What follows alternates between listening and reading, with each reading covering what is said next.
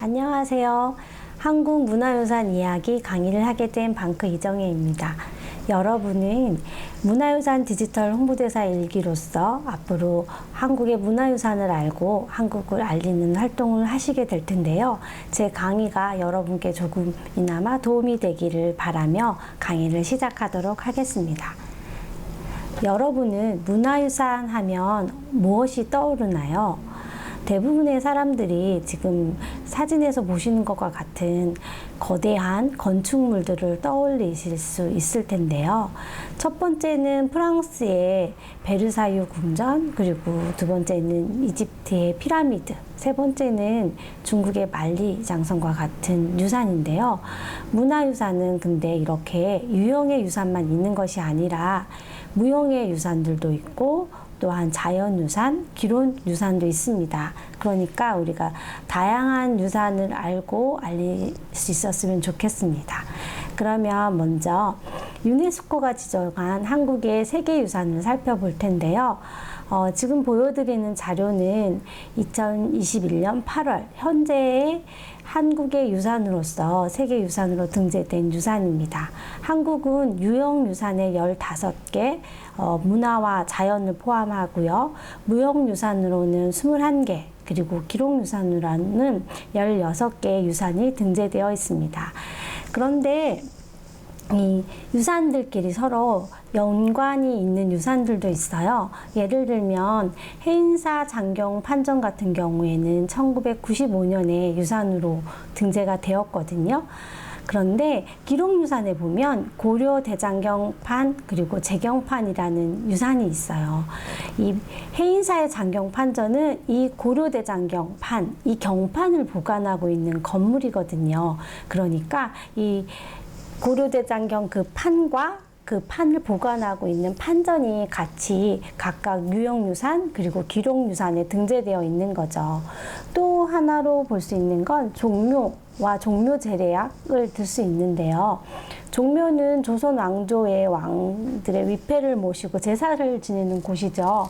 그런 그 장소인 종묘가 유형유산에 등재되어 있는데요. 그 종묘에서 제사를 지내잖아요. 그때 그 행해지는 그 제례의식 그리고 그때 연주되는 음악들도 무형유산에 등재가 되어 있습니다. 그래서 우리가 하나의 유산을 알리지만 또 같이 무형유산이나 기록유산과 연관하여 알릴 수도 있고요. 오늘 저는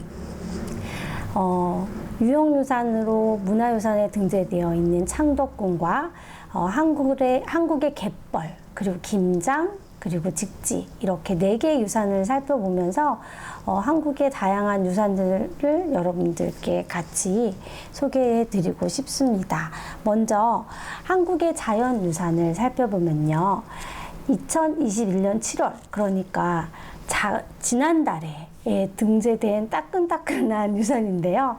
한국에는 자연유산이 하나 있었어요. 7월 이전에는 제주도에 그 화산섬과 용암동굴이라는 그런 유산이 등재되어 있었고요. 두 번째로 한국의 갯벌이 자연유산으로 등재되었습니다.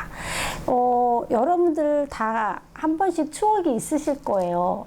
그 서해안이나 남해에 가서 갯벌 체험을 했던 추억이요. 예, 그런 그 갯벌이 어떻게 세계유산이 될 수 있었을까라는 저는 이 소식을 들었을 때 궁금증이 생겼거든요. 갯벌은 우리가 일반적으로 많이 알다시피 바다와 땅 중간에 있는 땅이라고 볼 수 있어요. 민물과 썰물이 들어오며 나가며 퇴적물들을 쌓아서 형성된 평평한 지형이거든요. 그런데 아무 곳에나 갯벌이 있는 곳은 아니고 우리나라만 보아도 동해안에는 갯벌이 없어요. 그렇지만 서해와 남해에는 갯벌이 아주 많거든요. 그 이유가 서해와 남해는 민물과 썰물의 높이차가 크고 또 많이 형성이 되어 있어서 파도 작용이 약해요. 그리고 특히 이쪽 서천 갯벌 같은 경우에는 강의 하구이기 때문에 많은 퇴적물들이 쌓여서 그곳에 갯벌이 형성될 수 있는 좋은 그런 형성될 수 있는 곳이고요. 이전에는 갯벌 하면 떠오르는 건 사실 조개잡이 뭐 낙지 이런 수산물들이 떠올랐어요. 갯벌은 오랜 기간 동안 한국인들에게 많은 수산물을 제공하는 그 터전이 되어 왔죠. 근데 오늘날엔 많은 그 갯벌의 다른 가치들이 발견되고 있는데요. 예를 들면 오염을 정화시킨다든지, 그리고 홍수를 조절하고 해일 같은 피해를 예방하는 그런 효과가 있다고 해요. 갯벌은 육지와 바다 사이에 있는 공간이잖아요. 그러니까 바다에 오염된 물질들이 갯벌을 통해서 많이 갯벌에 살고 있는 미생물들에 의해서 정화가 되고요. 비가 많이 올 때는 그 많은 비들이 갯벌을 지나며 갯벌에서 물을 흡수하기 때문에 홍수가 일어날 수 있는 것을 예방하기도 하고요. 반대로 바다에서 해일이 일어난다면 어떨까요? 예, 갯벌을 통해서 그것이 완충이 되어서 육지에 피해가 되는 것을 막아주기도 한대요. 근데 저는 이 한국의 갯벌을 공부하면서 가장 관심이 갔던 부분은 한국의 갯벌에 다양한 생물종들이 서식하는 거였어요. 이 지금 보여드리는 자료는 2021년 7월 유네스코에 등재된 갯벌의 모습이고요. 서천갯벌, 서해안의 고창갯벌, 신안갯벌, 그리고 보성과 순천갯벌, 이렇게 4지역의 갯벌이 등록이 되었고 각각 조금씩 갯벌의 특징들이 있더라고요. 그래서 여러분들도 조금 공부를 해보시면 저희가 생태학자는 아니지만 다음에 갯벌을 찾아갔을 때 좀 더 재밌게 갯벌을 관찰할 수 있을 것 같고 더 자세하게 알릴 수 있을 것 같아요. 제가 한국의 갯벌의 특징 중에서 가장 관심이 갔던 거는 다양한 생물종이 서식한다는 거였어요. 무려 2,150종의 생물이 서식을 하고요. 어떻게 이렇게 많은 생물이 서식할 수 있지라고 생각을 해봤더니 그 안에 이 바다 밑바닥에 사는 이런 동물들과 많은 미생물들까지 포함이 돼서 그렇게 많은 종들이 살고 있고요. 이 안에는 또 멸종 위기종의 새들과 그리고 우리나라 한국의 고유종 이런 종들이 포함되어 있어서 더욱 흥미가 있고 귀하다라는 생각이 들었습니다. 그 중에서 제가 여러분들께 소개해드리고 싶은 새는요, 알라꼬리 마도요라는 새예요. 이 새는 그림에서 보시는 것처럼 부리가 아주 긴데요. 그 부리가 이렇게 휘어져 있어요. 이 휘어진 이유가 너무 재밌는 것이 이 알라꼬리 마도요가 갯벌에 이 부리를 받고서 그 안에 개나 개찌렁이 같은 것들을 잡아먹는데요. 이 부리의 힘 방향과 이 알라꼬리 마도요가 잡아먹는 그 개가 갯벌에 땅을 파고 들어가는 그 각도가 일치한대요. 그래서 이게 너무 신기하게도 자기가 개를 아주 쉽게 잡아먹기 용이하게 진화를 한 것이죠. 근데 더 놀라운 것은 이 알라꼬리 마도요가 호주나 뉴질랜드 같은 곳에서 겨울을 나고 그 서식은 시베리아로 올라가는데요. 이것을 이 철새가 이동을 해요. 이 옆에 그림을 보시면 그 세계 지도 안에 그 호주와 뉴질랜드에서 한반도의 갯벌을 거쳐서 시베리아로 올라가는 그 경로들이 표시되어 있는데요. 호주에서 출발해서 한반도까지 8,000km가 된대요. 근데 이 새는 단 한 번도 쉬지 않고 이 한반도에 도착을 한다고 해요. 너무 놀랍죠? 네, 그래서 이러한 한국의 갯벌이 소중한 의미를 가진다라는 것을 다시 한번 생각해 볼 수 있었어요. 그래서 이런 다양한 한국의 갯벌의 모습을 통해서 여러분들도 이런 가치들을 같이 생각해 보고 알릴 수 있었으면 좋겠습니다.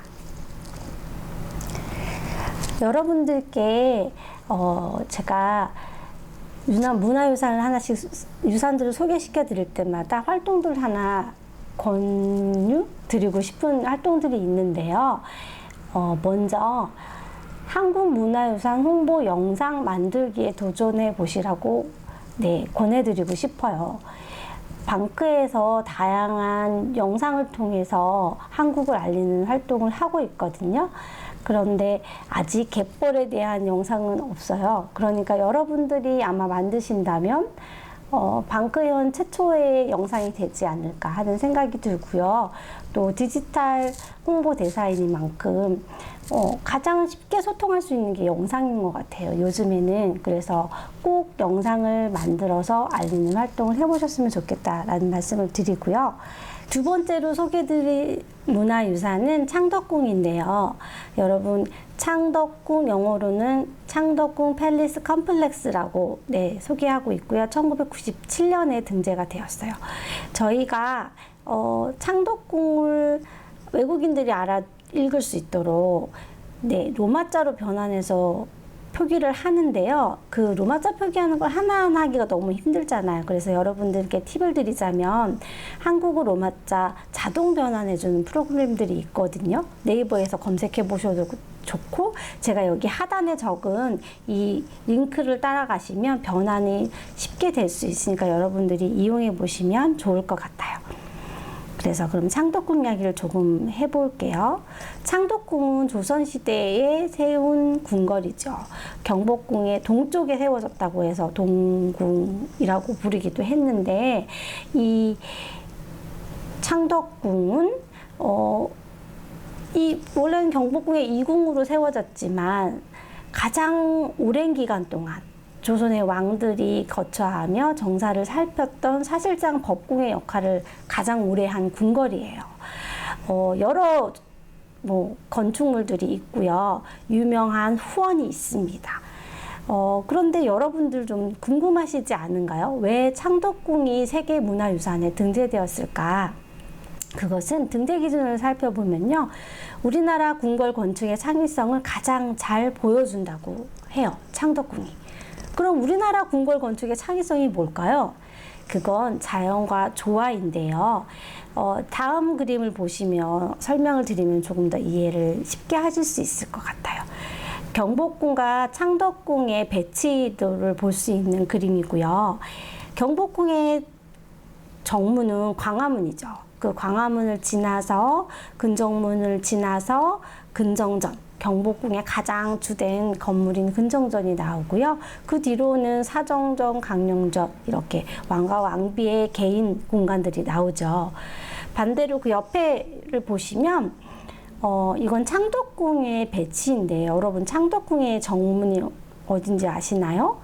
네, 도나문이라는 곳이에요. 도나문은 그 도나문을 지나서 들어가면 진선문이라는 문이 하나 더 나오고요. 한 번 더 왼쪽으로 굽혀야 인정문이라는 곳이 나오고, 창덕궁의 그 메인 빌딩이 인정전이 그 뒤에 있어요. 그런데 창덕궁은 그 뒤로 건물이 없죠. 옆으로 벗어나서 희정당, 대조정 같은 왕과 왕비의 공간들이 나오는데요. 이 창덕궁의 뒤쪽은 왜 건물이 없을까요? 그건 창덕궁이 본래 이 언덕 지형에 세워졌기 때문이에요. 그 언덕 지형에 이 지형을 훼손하지 않으면서 건물들을 그 언덕의 아래쪽에 배치를 했고요. 그 언덕은 후원이라는 이름으로 아주 넓은 조경 공간으로 사용되었습니다. 이 눈으로 확인하시는 것처럼 경복궁과 창덕궁은 너무나 다르죠. 네, 일반적인 궁궐의 그 배치가 바로 경복궁이고요.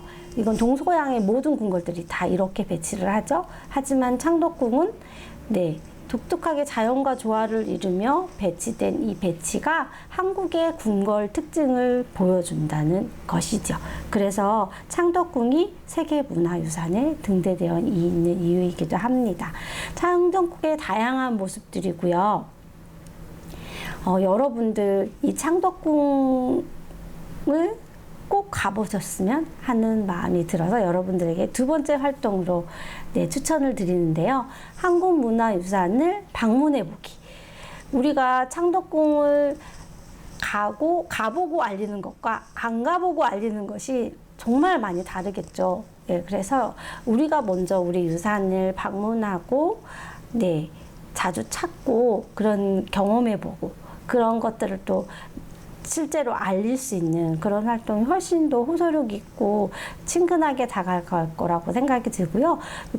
군 같은 곳에는 방문할 때 한복을 입으면 입장료가 무료예요. 네, 그러니까 여러분들 한복을 입고 방문하시면 더 좋은 방문이 되지 않을까 싶습니다. 세 번째로 소개드릴 유산은요, 한국의 기록유산인 직지입니다. 여러분, 직지 많이 들어보셨나요?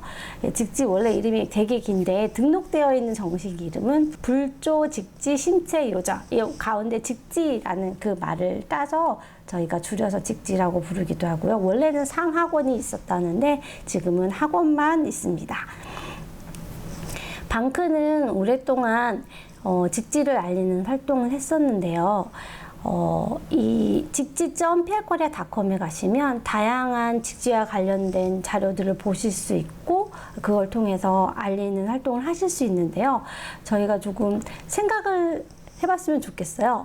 왜 직지를 알릴까라는 생각이요. 이 보여드리는 이 청년은 콜롬비아의 루이사라는 청년인데요. 직지를 저희한테 소개받고 영상을 본인이 만들었어요. 그러면서 이런 여러 가지 의견을 얘기를 했었는데요. 본인은 역사에 아주 관심이 많았음에도 불구하고 직지라는 그런 유산이 한국에서 인쇄되었다라는 것을 처음 들었대요. 그래서 이게 너무 놀라웠는데 왜 자기가 이 직지에 대해서 들어본 적이 없을까라고 생각을 해보았더니 우리가 알지 못하게 우리 안에 편견이 있었다라는 거예요. 이런 직지와 같은 금속갈자 발명과 같은 이런 큰 발명이 서양에서 이루어졌다라는 무의식의 그런 편견을 가지고 있었던 거죠. 그래서 우리가 이걸 통해서 직지를 알리는 이유가 한국의 문화적인 큰 영향을 알리는 유산이기도 하지만 세계인들의 이런 편견을 깰 수 있는 유산이기 때문에 직지를 알리는 것이 더욱 의미가 있을 것 같고요. 직지는 세계에서 가장 오래된 금속 활자로 만든 책입니다. 찍은 책입니다. 그러면 직지는 고려시대에 1477년 만들었죠. 간행이 되었는데 어떻게 고려가 이런 세계에서 가장 먼저 금속 활자로 책을 찍을 수 있는 이런 저력이 있었을까요? 그걸 조금 살펴보면요. 본래 한국은 기록문화유산에 있어서 자부심을 가져도 되는 나라입니다. 한국은 아시아에서 기록유산을 가장 많이 가지고 있어요. 중국도 한국보다 적고요. 일본은 7개. 그것도 하나는 한국과 공동으로 등재된 조선통신사에 관한 기록을 가지고 있는 그런 것에 비해서 한국은 정말 기록유산이 아주 많이 가지고 있다고 생각이 드는데요. 그 이유는 한국이 기록에 대한 우리도 알지 못하는 DNA와 기술이 예전부터 있지 않을까 하는 생각이 들어요. 가장 오래된 목판으로 된 그런 기록유산도 한국의 무구정강 대나라니 경이고요. 직지가 발행된 고려시대에는 주조기술, 그러니까 금속을 다루는 그 기술과 종이, 먹을 제조하는 기술이 발달해 있었고요. 그리고 무엇보다 이렇게 금속 활자로 찍은 책은 빠르게 인쇄가 가능했었는데 그건 이런 빠른 인쇄를 요구하는 디스팅의 요구가 있었다는 겁니다.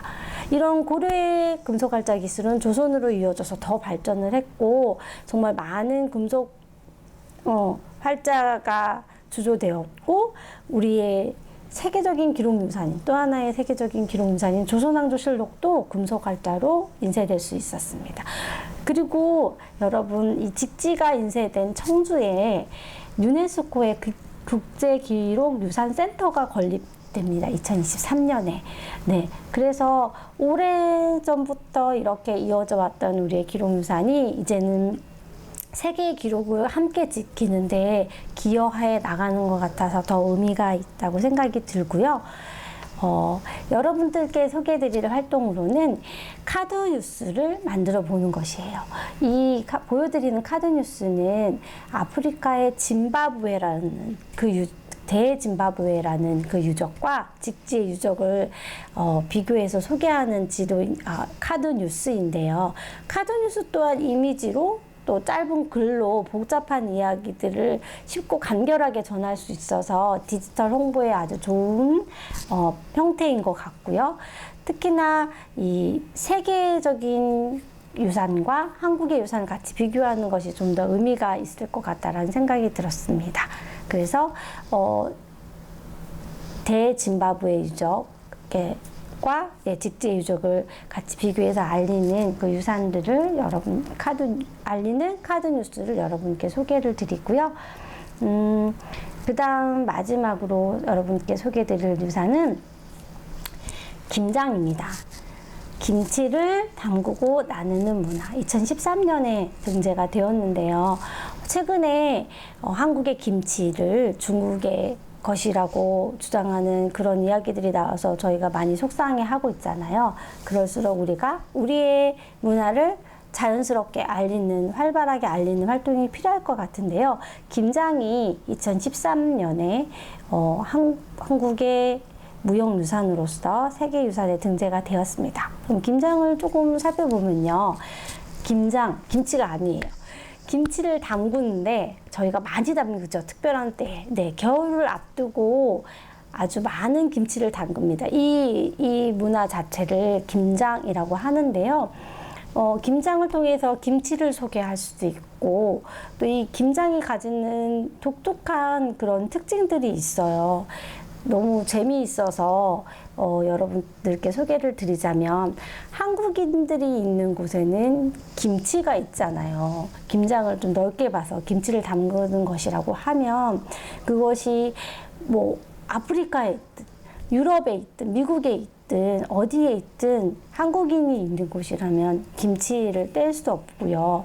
또 이 김장하는 것이 사실 뭐 11월 말 이렇게 한 시즌에 일어나는 것이 아니라 옛날에는 봄부터 그 김장을 담그는 그 시기까지 계속 준비를 했다는 거예요. 그러면서 봄철에는 어떤 준비를 하고 여름철에는 어떤 준비를 하고 또 지금 늦가을에는 저도 최근에 이렇게 산책을 하면서 봤는데 고추를 말리시는 분들이 계시더라고요. 이렇게 고추를 말려서 가루를 만들어 놓고 그래서 이제 김장을 담그는 거죠. 지금 현대에는 이런 김장 준비 같은 것들이 많이 간소화됐지만 이 김장을 담그는 문화 자체는 변하지 않고 있습니다. 70% 이상의 한국인들이 김장을 담근다고 해요. 그래서 이 김장의 재미있는 이야기들을 여러분들도 공부하시면서 조사하시면서 알아가셨으면 좋을 것 같고요. 또 김장에서 뺄 수 없는 것이 이 문화인 것 같아요. 옆에 보면 우리 연말마다 김장 담그는 행사들 너무 많이 하잖아요. 그때마다 한국인들이 기꺼이 참여를 하고 또 이 담근 김장을 나누고 이런 걸 통해서 공동체 정신을 높이는 그런 아주 한국만의 독특한 문화유산이라는 생각이 듭니다. 이 김장을 통해서 우리가 우리의 김치를 소개할 수도 있을 것 같은데요. 네, 채식 위주의 식단이 아주 많이 있고 한식에는 종류도 정말 다양하고 발효 음식이고 또 매운맛을 내고 물론 김치도 있겠습니다만 그리고 무엇보다 한국인의 정이 담긴 음식을 만들고 그걸 나누는 그런 정이 이런 한국 음식 김치의 특징이라고 할 수 있을 것 같습니다. 그리고 다양한 김치 이야기도 더 할 수 있을 것 같은데요.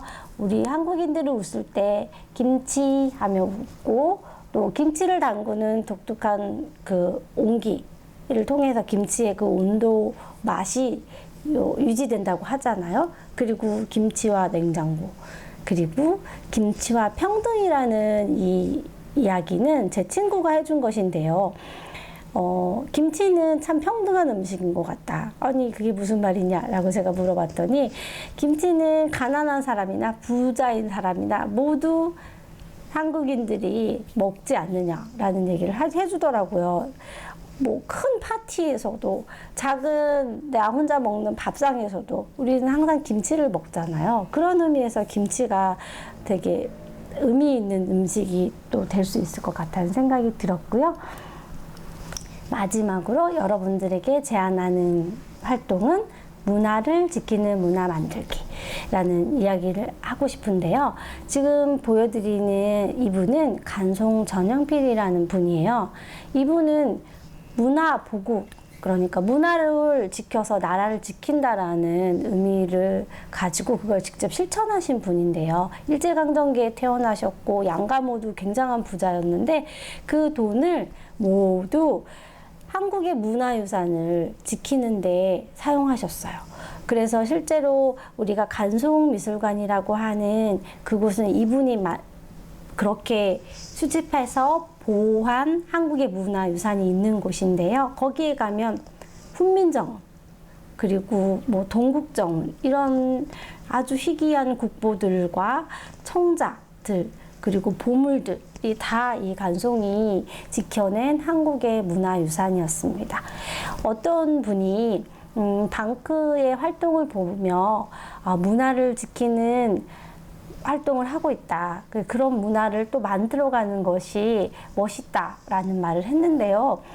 저는 이 활동이 지금 여러분들이 참여하시는 활동이라고 생각이 들어요. 문화를 지키는 문화를 여러분들도 이 디지털 홍보대사를 하면서 만들어 가는 것이죠. 그래서 여러분들의 활동을 응원드리고요.